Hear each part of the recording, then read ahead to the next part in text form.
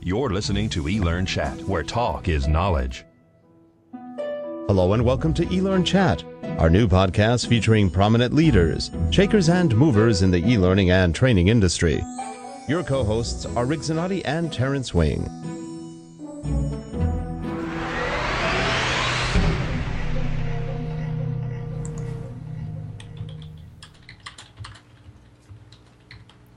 And hello everyone, I'm Rick Zanotti, and this is eLearnChat, where talk is knowledge. And next to me is Terrence Wing. Hey Terrence, how you doing? Hey Rick, I'm doing great. How about yourself? I'm doing well. We're having a little bit of an audio issue again today. Not sure why though. Unfortunately. And with us today we've got David Kelly.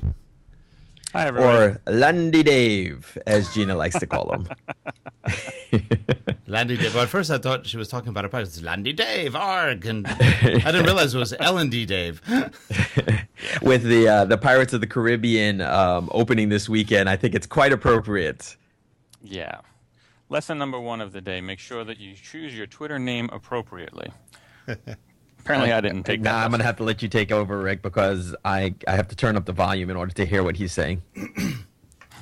All right. Oh, you could turn up the volume. Skype won't bring it in. You shouldn't get an echo. You could probably keep your volume up. So, both of you guys were at ICE last week. How did that go? I thought it was a good conference. You know, it's one of the biggest ones that are out there. I think that there was a lot of representation, a lot of good themes that were out there. It's got the large expo that's there as well. Overall, I think they do a good job there. But there were some common themes throughout the whole thing that I thought were worthy of discussion. I'm curious what Terrence's overall thoughts were. Terrence, could you hear what he said? Yes, but I'm listening to it on a delay, so... Okay.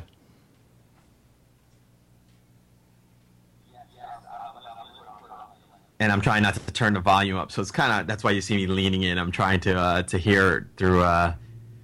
trying to make the technology work.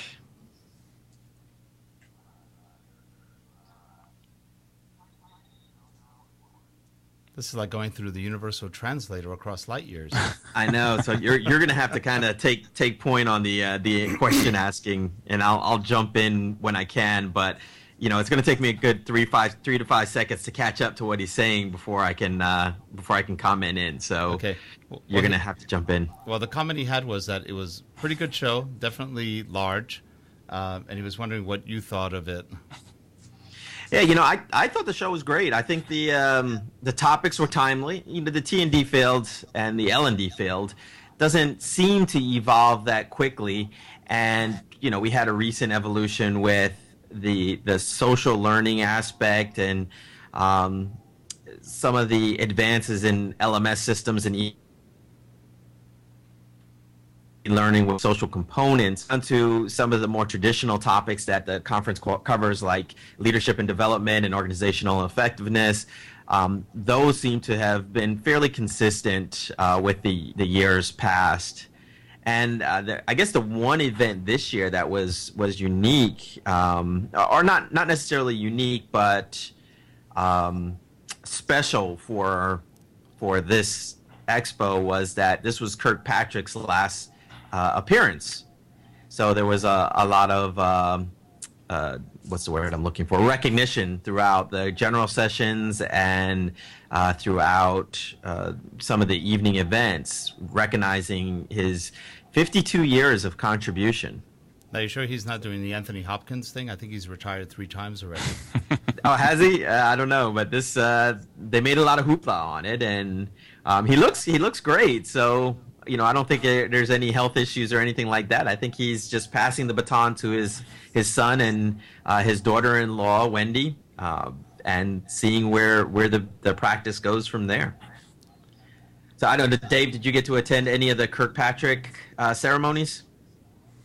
I was not able to attend. No, and I saw some of the through the back channel. I saw some of the videos and comments that people were posting. He did, it was nice the way they recognized him. I mean, I think you could probably have a 4-hour chat on the validity of whether or not there is an ROI and how it's done and all of that stuff. But what I liked about what they did for him is, regardless of where you fall in that spectrum, whether you agree with it, you disagree with it or not, it really was just recognizing the contribution that he's made to the field. As you said, 52 years. And irregardless of where, or regardless, I'm inventing words, whatever you feel about ROI, you can't deny the fact that the man has really contributed to our field. And really just tried to do what he thought was right for the field and to help us move forward. Whatever you feel about ROI, you can't deny the fact that the man has You can hear that, I don't know if you can hear it, but Terrence has about a 3 to 5 second delay. So he's actually digesting what you're saying right now, and he'll be responding shortly. That's why I look so. I'm looking at myself on the screen there too. That's why I look so intense looking at the screen. Is just because I'm listening to Rick in one ear, listening to Dave in the other ear, trying to figure out where we are in this. And my delay is actually probably closer to 5 to 7 seconds, so it's taking me a little longer to see when you actually stop talking. I'm trying not to cut you off. It looks like Larry's in the chat room. Larry Straight. Training, and he was all for Kirkpatrick as well. Well, Dave, what do you think of? And I guess we this was our tribute to Kirkpatrick, because I agree with you 100%, Dave, that no matter where you fall on the ROI debate, it's hard to deny that, or nearly impossible to deny, nor should it be denied, that the Kirkpatrick family has been contributing to it, and those contributions. Have helped us propel the conversation forward, and in many cases has put some value on training. So, I agree with you, Dave. I don't think that anybody can deny that the contribution has been positive. I think that's happening right now is just whether or not there's a state of evolution going on where we need to I don't know if it's reconsider it or reposition it or recalculate it, but that we'll just have to see how that pans out. So what were some of the other takeaways that you got, Dave, from the conference? Well, I thought one of the things I was a little surprised at the conference, as you go to different conferences, I don't have the privilege of going to all the conferences that a number of people do, but I follow the back channels of a lot of them. And one of the things with ASTD that I've noticed, and it really, attending it in person, it really hit this time, is there are a lot of conferences that are targeted towards e-learning or maybe a little bit more breaking technology types of conferences that show you where things are going, where ASTD kind of shows you where things are. And where we kind of are as a whole for the organization, where the majority of our peers are at, and some of and that really hit home. Like during your session, Terrence, when I was sitting there, and also I was sitting in Jane Bozar's session, and I'm as I normally am, following the back channel and contributing towards it in there, and I'm seeing things that are going on in there where you're in a session dealing with the value of social media, which is such a trend right now and something that is so common in the discussions. But there were people challenging it, either in person or via the back channel, saying, people don't like to learn this way, and people don't. And we sometimes forget the fact that that's where a good majority of our peers are. People who watch this chat and people who are in conferences are usually a little bit ahead of the curve in terms of adoption of these things. But you go to a conference like ASTD, which is probably one of, if not the biggest conferences for our field, you kind of get an idea of where the is. And for me, it was a little bit of saying, okay, you know what, I got to remember a lot of where we're at is not at the same point on the curve. No, in fact, it's sort of interesting. I was at the Adobe Learning Summit earlier in the year, and they asked, there were about maybe over 500 people in the room, and they asked how many people are on Twitter. It was probably less than 25%, if even. It might have been 20%. So, and the people at Adobe were surprised. I wasn't, because a lot of people at work don't have access or just don't have the time to get into it. So it's sort of interesting seeing that, because it definitely opened a lot of the people's eyes. And Adobe's comment was, well, don't lag behind. I'm not sure they're lagging behind. It's just that they may not have an interest in it. And I think that's one of the issues with social media. It's just, not everybody is social, or not everybody needs to be social or needs to get out there. And in a lot of corporations, it doesn't buy you anything. It's interesting, but it doesn't buy you anything. I personally enjoy it, but it doesn't mean that somebody else will. Mm-hmm. And now, Dave, do you work at a bank? I do. Okay. Are you at liberty to disclose, or? Oh, yeah. I work for a small bank in New York City called Carver Bank. Okay. And were you asking me about where we are in terms of social media? Yeah. For example, most banks tend to be very closed about what goes out and what goes in, what goes out, for obvious reasons, firewall issues and just security. You don't want people. It's bad enough if people do hack into banking systems, so you want to limit as much outward or outbound or even inbound as you can sometimes. So I'm wondering, how does a smaller bank deal with the social media issue? Yeah, we don't have it ingrained in our strategy as much, but at the same time, we don't have the traditional expectations, what you have, where everything is locked down. I mean, I have access to Facebook and to Twitter during the day, and I've shown the value of how I can get that. I mean, I learn more through Twitter and Facebook relationships than a lot of times than I can get through a Google search, depending on the topic, of course. So yeah, we're okay in the sense of giving us access to it. We just don't have it ingrained in our strategy, and part of that is also due to our size. Okay.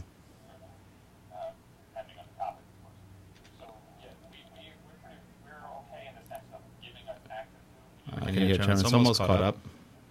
Oh, did he finish already? Did he finish? Yep. Comment? Okay, yeah, I was still listening to to his reply, and I would agree, but I think that if you looked closely at what the vendors are doing, and if you look closely at some of the topics, especially attending not the vendor speaking engagements, but or speaking sessions, but the company sessions where somebody was talking about a case study, I think what you found was not necessarily a value in Facebook or Twitter, but more value in using social media to capture the social learning that's happening and has always been happening within the organization. I know, Dave, you talk about that a lot in your blogs, that social media and social learning is nothing new, and we've been doing it for since we walked upright with cave writings on the wall, or writings on the cave wall, I should say.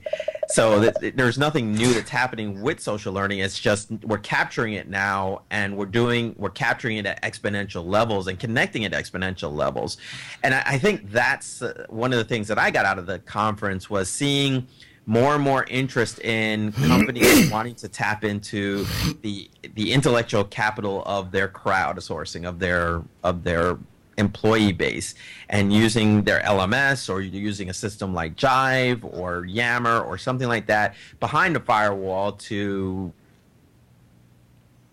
issues. But then when they wanted to reach out, they reach out on the back channel with Twitter or something, that isn't protected behind the firewall.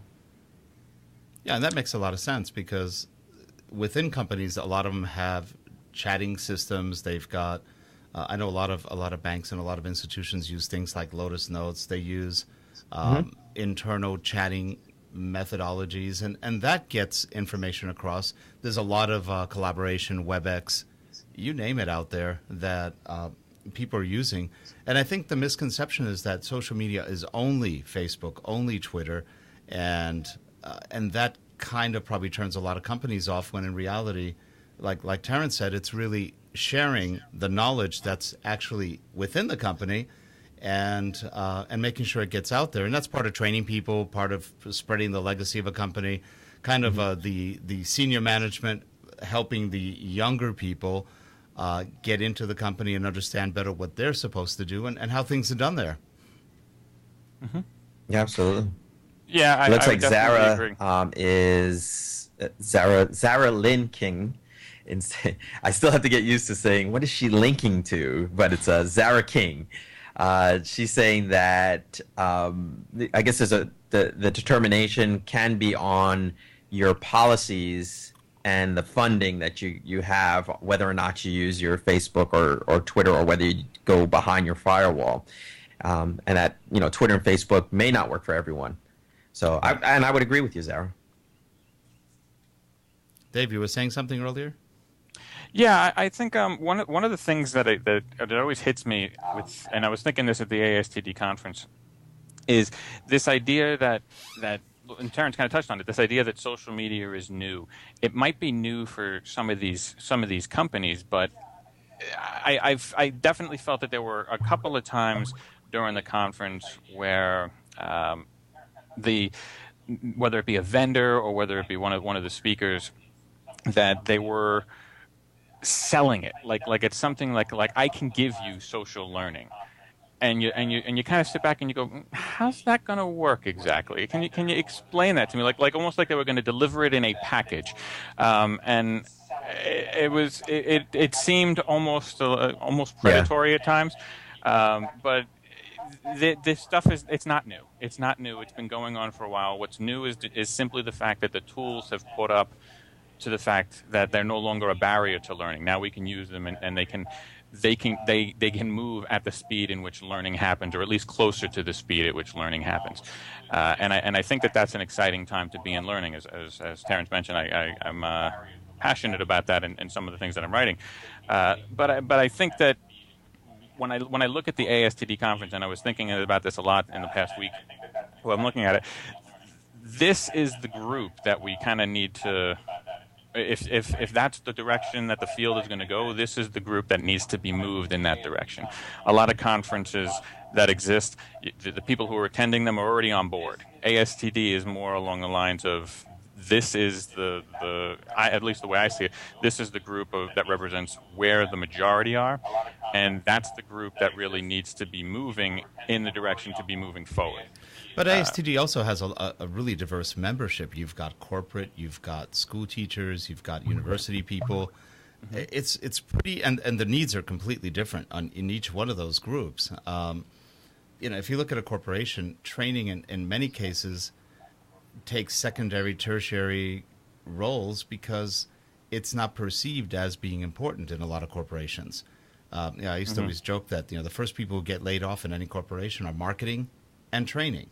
Yeah. And it's a little sad, but that's kind of the nature of the beast out there. IT probably gets laid off the least. Salespeople get laid off the least because those are the revenue generators, or at least the revenue enablers. And one of the problems that I've seen in training throughout the years is that in many cases, the organizations don't really, well, let's say the training organization does not make itself a valuable part of operations. Now, it depends. In some organizations, they really are, but in a lot of organizations, training's in hiding. Go find them. And that's one of the issues that we see a lot. And the more someone hides, the less important they are. It's just kind of the way a corporation would probably look at it. A little bit different, obviously, in a university or a teaching environment where the teaching is for a more general, multi-purpose kind of thing, or maybe in a very specific thing, versus in a company where you're really looking at operational type training. It's something that's needed to make employees function better. Sure. With the conference too, something that did differentiate it is, and from all the other conferences, when you think of the eLearning Guild or even Training Magazine, is that there's a huge international delegation, and they bring a unique perspective to global learning and how things are paced differently in different parts of the world. So it was really interesting having the opportunity to sit down with some of the folks from countries all over the planet, and talking to them about what challenges are they faced with. And when you talk about a technology infrastructure, some countries are really lacking that. So a lot of these tools that we are taking for granted, and we're almost at the adoption stage for many of them. some countries out there aren't even touching them because, they don't have Wi-Fi everywhere. They don't even have electricity that's reliable everywhere. So there's just kind of an interesting global dynamic that's happening. Dave, what were you finding with some of the international exposure of the conference? That's one of the things that I agree that makes ASTD a little unique. It does seem to have a much larger international presence. I did actually almost seek it out a little bit. One of the sessions that I was at, the facilitator wanted to get people interactive. And it was very interesting. There was a lot of discussion, and I wound up partnering with someone from Japan. Very strong language barrier. I give the guy a lot of credit just trying to get with me. But you got his perspective. He was able to kind of convey it. We were almost doing a little bit of a English as a second language session during the session. But you're absolutely right. You get to learn about the different cultures, and you see how culturally what he's dealing with in Japan was different than what we were dealing with here, even though he was working for a global organization. It definitely adds to the culture of the conference, without question. I feel like I should go like this so Terrence knows that I'm done with my comment.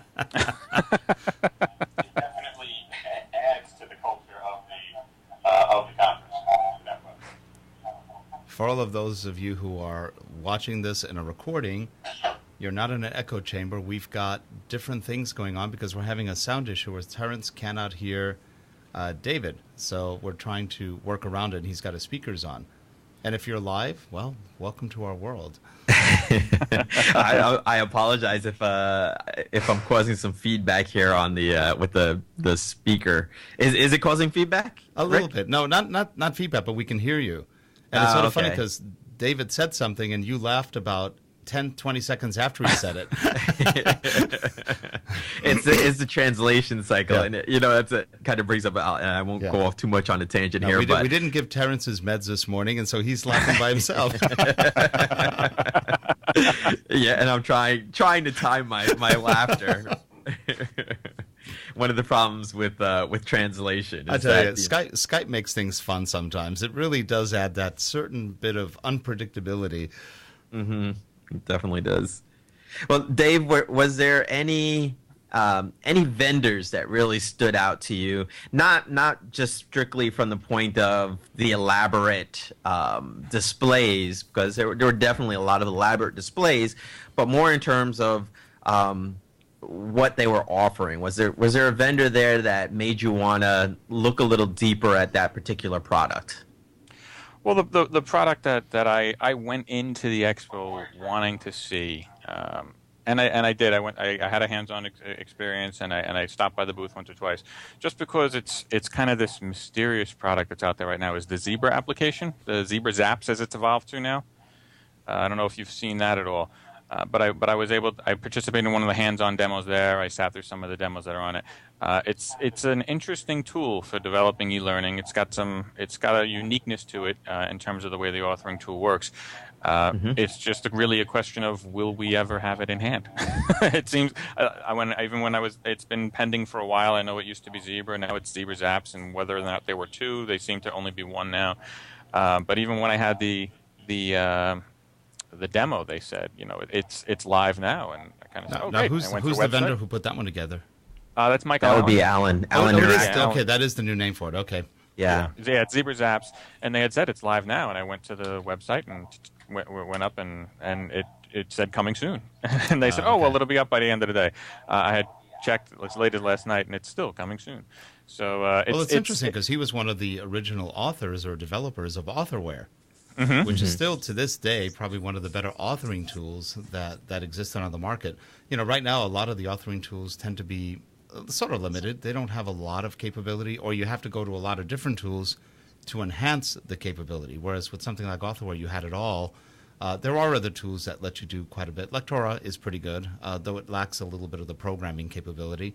So it's interesting, but I haven't seen the demos. The times I've been near them, we were working the booth, so I wasn't able to get out and take a look at it. What did you think of it when you saw it? I thought it was pretty interesting. Yeah, Oh, okay. So I think he's tapping into three-dimensional space with it, which I think is useful. But I always look at that and I say, for a e-learning designer that's talented and understands e-learning, I think that it can be a great tool. But for the e-learning designer that is designing poor e-learning, they're still going to design poor e-learning, even with Zebra or Articulate or Captivate or whatever the case is. But it's nice to know that for somebody that does understand e-learning, that they can tap into another tool and work with three-dimensional space in that tool, whereas it's a little more difficult to play with that kind of spacing with Articulate or Captivate or Raptivity or any other tool like Lectora out there. Now, when you say three-dimensional space, are you talking about like an immersive training thing where you're moving around in a three-dimensional world? No, not a virtual world per se, although you probably could play around with that a little bit too. But something like if you were to take one of the demos that they showed was a crane handle, where the crane handle, if you did it with Articulate, you would probably have to, it just wouldn't look like it was swinging around in a 360-degree circumference. But with the wire, they call it the wiring technology in Zebra, now you are able to do that. So you could show a crane in the foreground, you can show a crane, it basically had the X, Y, and Z axis for your objects. Interesting. Yeah, so that's kind of neat. What I thought was interesting about it is it and then enabled you to do a storyline lot of stuff Articulate folks were definitely pushing the storyline, which also looks like a promising tool if we can ever get them on the show. They keep promising. Dave, you were about to say something. Yes, we had a delay there. The thing that I also liked about or at least has the potential for the Zebras apps, which I feel silly just saying that name. But anyway, the thing that I liked about it was that it enabled you to do a lot of stuff or it had the potential, I should say, to do a lot of stuff that would normally require some level of programming, that you would need to go into the code and change things. Just through this linking option, it enabled you to create a lot of these interactions and do things just by linking different objects together without actually having to go into the code. So it's got some potential. Well, but going back to what Terrence had said, it's not something, the person who finds a way to create a tool that enables you to design it without having to, all these tools are great if you know how to design something. If you don't know how to design something, it's still going to be bad. The person who's able to create a tool that enables you to that spits out a design, wonderful. But that's not coming anytime. Well, and also one thing I've learned from having worked with a lot of different vendors and just knowing a lot of developers is the demos always look great. Mm-hmm. The reality and demos aren't always the same. Yeah. I used to know some companies when we did software development who would create these fake demos of something that didn't even exist, and people would buy it, and of course when they got it, it wasn't there. So that's the problem with demos. But anyway, yeah, it's interesting because if you look at the whole concept of wiring and connecting objects, that's been in programming for a long time, and it's slowly kind of getting into the e-learning arena.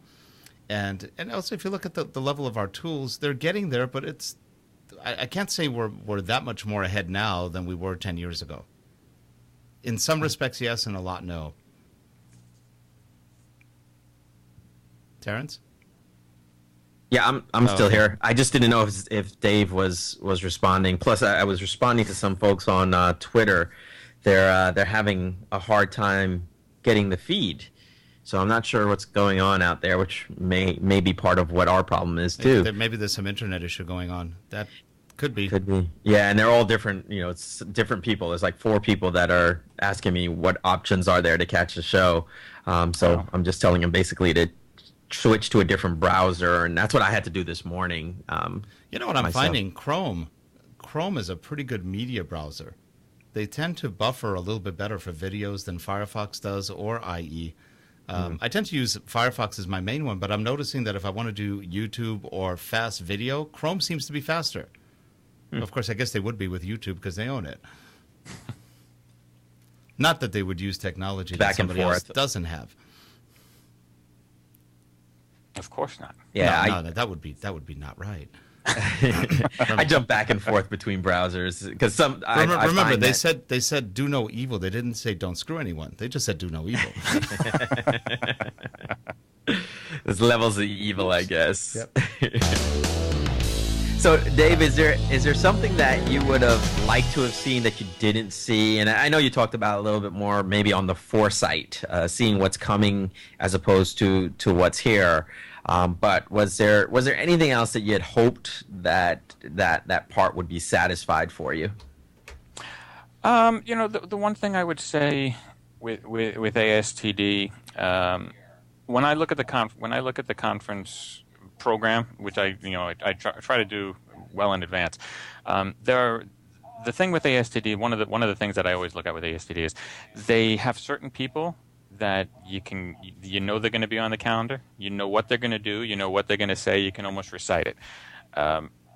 They don't have those people kind of are saying the same thing, and they've been saying the same thing for a while, maybe with just some new words or some new buzzwords thrown into the phrase. Those are the people that I as someone who's gone to that conference a couple of times can look at that and say, all right, I'm going to skip that session. But at the same time, I kind of look at that from a profession standpoint and say, let's put some standards in place to move things a little forward. If you said this last year, then don't say it again this year, because that's where we get a little stagnant as a profession. I wouldn't mind seeing something in place that kind of says, all right, have a little bit more control in terms of not rehashing the same old content. And scene, Terrence.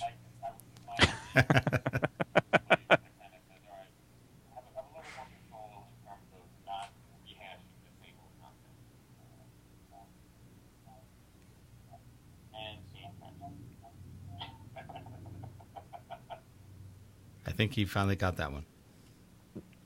Oh, you're saying? Are you waiting for me to catch up again? Well, no, I'm hearing it on your end. He said, "And seeing Terrence," and we got no reaction from you. So I said, "Well, maybe he didn't get it." I'm afraid to laugh because I'm like 10 seconds behind now, so I don't want to look like a total moron laughing at something that nobody else is laughing at. By the might way, say something serious like gosh, I don't know funny. what. I get notes all the time saying, "How come the broadcast didn't go well?"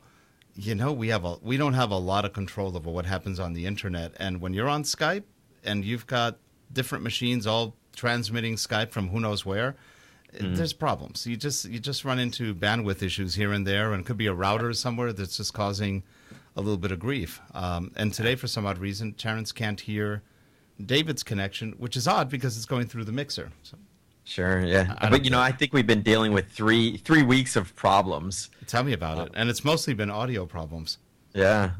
Because I haven't looked at the recording that we did because we broadcasted live from ICE. We were on the expo floor, and we were having some difficulties with that too. So we got audacious, we got creative, but sometimes the technology doesn't want to cooperate 100% with us. I think in this case also the building had so much metal that you couldn't get the signal out. You're probably right. Terrence was on a 4G. He had a 3G card, and the signal was completely broken more often than not. Yeah. Though actually, we got something out of it. You could hear the interview; it just wasn't clear all the time. Yeah, I'll have to go back and listen to it too. Now, Dave, you were going to talk a little bit about the back channel, and are you finding more and more that the back channel is? Now, I have a mixed feeling about the back channel. Let me take it back a little bit. I think many times, I guess it depends on the speaker. If you've got a really lousy speaker and you're back channeling, that just shows that the speaker's either not engaging or that they're extremely engaging. It's one or the other. But often, and again, most speakers don't really notice it because if you're in a darker room, you really don't see what everybody's doing as far as typing away or whatever. How important do you see the back channel? Well, I think it varies, first off, depending on the individual. I can say for myself, I think first, and I also think that it's definitely increasing in terms of value. I think the more people who get involved in it, the more people who find value in it, the ball starts rolling and it just becomes more and more valuable. I find it incredibly valuable. First off, I find it valuable personally because it's really become almost my primary source for taking notes at a conference. The difference being that I can share my notes with everybody. In addition, I can share everybody else's notes. So it helps me as a participant in a conference to learn more out of it, to get other people's perspectives on it. That is, without question, my number one takeaway in terms of personal value. I also find it to be of tremendous value for people who are unable to attend a conference. Obviously, nothing as good as being there. But to be able to get value from a conference that you were not able to attend is tremendous, and that's something, as someone who's unfortunately not able to attend as many conferences as I would like, I do that often. I monitor the back channel, I collect the resources so that people can, other people who might want to share them can view them. The Learning Solutions conference that just took place, when I compiled that list, there were over 100 different links of value that were shared during that conference. I still have some more to go through in the ASTD hashtag, because it's been a little hectic the last week. I haven't been able to get a chance to do it yet. Yeah, I keep worrying about how many favorites you can have in Twitter, because I have so many things favorited that I haven't gotten to yet, and I keep thinking, am I going to lose these? Yeah, I have a lot of favorites in Twitter.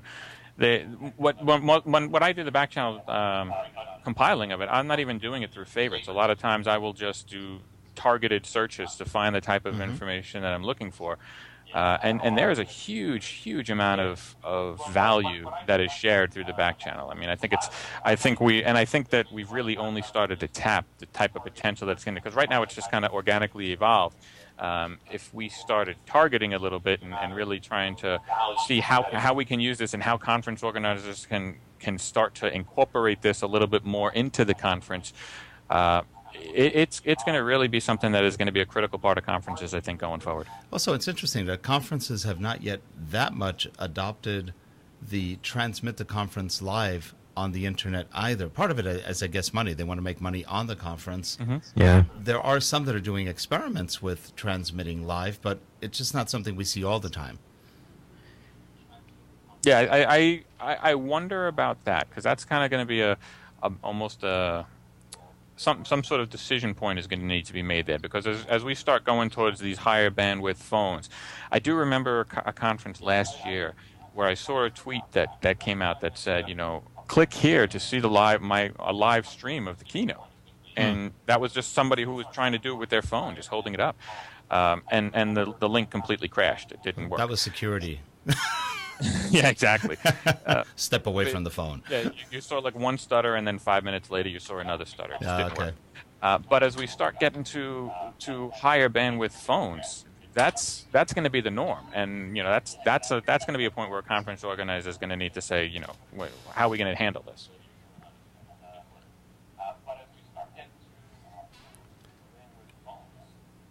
Yep, and unfortunately, at this point, it hasn't gotten there yet. It's sort of like the music industry trying to figure out what to do with streaming media. It's a bit of an issue, and conferences make money on the conference. So if you've got everybody watching it free, or I would say maybe charge a lesser amount for the people who can't make it, and they'll still make probably more money than they would had they not, because people love being around other people. So I don't think the attendance will drop, but imagine if you allowed people for $100, $200 to also watch it from a distance. Yeah, I definitely think that you're absolutely right. I mean, because one of the things that was great at ICE this year was that personal connection. I mean, to be, and a lot of that comes through Twitter and things like that. To be just walking from one session to another and have somebody be, oh my God, Dave, you're Dave, right? And people that you've never met before, but you have a connection with through Twitter or through Facebook. That was one of the greatest moments of the conference, without question, and it happened a lot throughout the conference. I've had the other fear, because when I go to conferences, they go, "Oh my God, you're Rick!" Ah! That's a totally different issue. Scare people. You also get the different things when people meet for the first time. It is sort of funny if you've known people on Twitter for a year or two, and then you meet them in person. It's almost like there's already a relationship there, and it makes it easier to talk to someone. Oh, absolutely. I found that a number of times at the conference. There were probably at least 20 people that I met for the first time at the conference, but you feel like there's already the foundation of a relationship there. I mean, even one of the posts that I did since the conference, I think the quote that I had in there was, never before, without social media, I don't think before social media I had ever greeted someone for the first time with a hug. Someone that Right. I feel like I know so well through the interactions that we've had online. It was the first time that I met them in person, and you wind up greeting them with a hug. It's something that is a new dynamic, at least. And that could lead to other things. Well, yes, it could. Just kidding. Only a little. You're kidding. Only a little. Well, anyway, guys, it's almost time. Which Terrence will find out Which about Terrence- a few minutes from now. In about 5 minutes, Terrence will know we're done. Sorry about that, guys. I'm still not quite caught up, and I think the delay is almost good 5 to 10 seconds. Wow. Yeah. That was a good one. Anyway, Dave, we really appreciate you coming on today. I think we're going to have you on another time where Terrence can actually hear you. I think that'll be fun, and also there's a lot more to cover on this subject too. So I think this bears a lot more talk and dissection, if you will. Anyway, Dave, Sounds again, good. appreciate you coming on. Are there any announcements you want to make? Any places you're going to be? Any talks you're giving? No, you'll find me online. You'll find me on the blog. Same usual places. So nothing outside of that. Now, I did want to ask you, how did you come up with the name Misadventures in Learning? I love that title. That's a great blog title. Mainly because most of the stuff that I've learned in my career, I've learned by royally screwing up. So Haven't we all? Misadventures in Learning. It just kind of came out of that. That's great. Yeah, It's so true. I mean, we do learn from our mistakes. That's the best way we learn. absolutely. Well, then I'm a pro. Yep.